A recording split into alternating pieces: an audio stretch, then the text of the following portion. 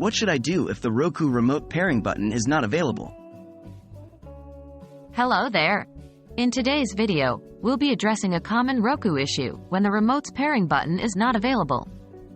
Even without this button, there are still some methods you can use to fix your remote issues. Let's dive right in. Understanding your remote type. First, it's important to identify the type of Roku remote you're using. Roku has two types of remotes: standard infrared (IR) remotes and enhanced point anywhere remotes. Standard IR remotes communicate via infrared signals. These remotes do not have a pairing button because they don't need to pair to the Roku device.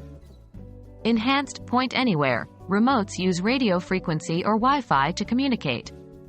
These remotes typically have a pairing button. If your remote doesn't have a pairing button, it's likely an IR remote.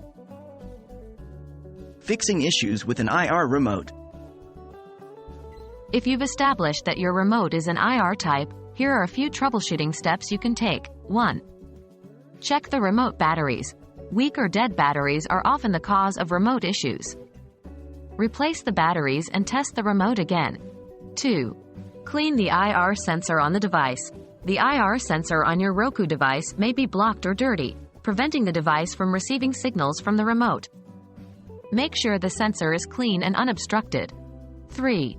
Test the remote. Use a digital camera or your smartphone camera to test the remote.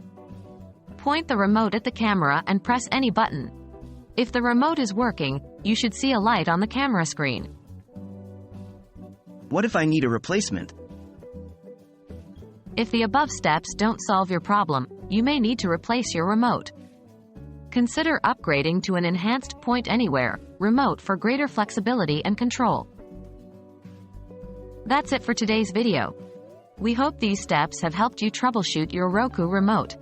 Remember, always double-check the type of your remote and consider an upgrade if necessary.